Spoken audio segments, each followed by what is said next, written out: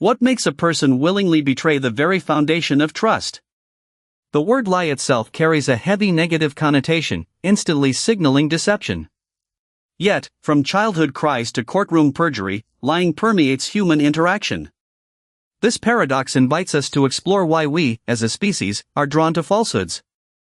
As we delve deeper, the question remains, what hidden mechanisms fuel this universal talent? From the earliest months of life, humans display a knack for deception, even before they can speak. Researchers note that infants as young as 6 months use crying and laughing to gain attention, a primitive form of lying. This early emergence suggests that the capacity to lie is a universal talent embedded in our biology. Yet, how does this innate skill evolve into complex falsehoods later in life? When deception escalates to the courtroom, it transforms into a punishable offense known as perjury. Defined as making verifiably false statements on material matters under oath, perjury underscores society's demand for truth in legal proceedings.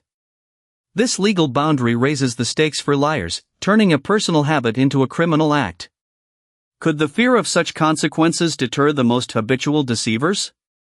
Pathological lying, first described in medical literature in 1891 by Anton Delbrueck, pushes deception beyond ordinary falsehoods. Characterized by extensive, disproportionate falsifications without discernible purpose, it may span years or a lifetime. Some individuals are aware they lie, while others truly believe their fabrications, blurring the line between conscious deceit and imagined reality. How does this condition intersect with everyday white lies? Not all falsehoods aim to harm, white lies serve a gentler purpose. Defined as harmless or trivial lies told to preserve politeness or protect feelings, they can still erode trust when misused. Philosophers like Ian King propose a rule: deceive only if the behavioral change outweighs the trust lost, whether or not the deception is discovered.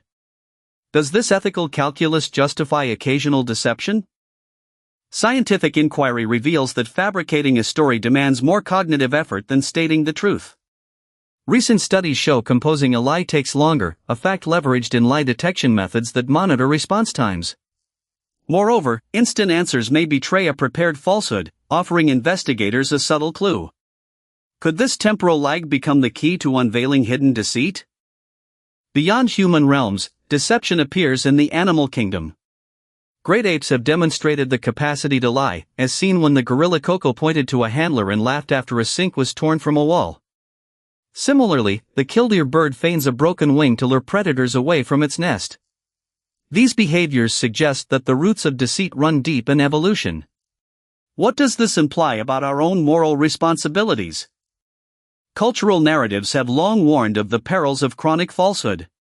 Aesop's fable, The Boy Who Cried Wolf, illustrates how repeated lies erode credibility, leaving the liar unheard when truth finally emerges. Similarly, the myth of George Washington's cherry tree confession reinforces the ideal of unwavering honesty. These stories echo Hannah Arendt's observation that a society inundated with lies eventually believes nothing at all. How do these timeless lessons resonate today? Modern competitions celebrate deception as art. The Crick Crack Club in London hosts an annual grand lying contest where storytellers vie for the coveted Hodja Cup. In 2010, Hugh Lupton claimed the title, showcasing skillful fabrication. Across the Atlantic, the Burlington Liars Club crowns a world champion liar each year. These events blur the line between entertainment and ethical breach, prompting us to ask, when does playful deceit become dangerous? Philosophical traditions have long condemned falsehood. Figures such as Aristotle, St. Augustine, St. Thomas Aquinas, and Immanuel Kant argued that any lie, regardless of motive, is ethically indefensible. Their stance contrasts sharply with utilitarian defenses of white lies. This clash raises a timeless dilemma: can any circumstance ever justify deception, or does any lie irrevocably damage the social fabric? Returning to our opening mystery, the allure of falsehood lies not merely in personal gain but in the complex psychological web it weaves. From infant attention-seeking cries to courtroom perjury, from evolutionary tricks in birds to celebrated storytelling contests, deception is woven into the human experience. Yet, as Arendt warned, a world saturated with lies may leave us unable to trust anything at all, leaving the question of why we lie forever unanswered.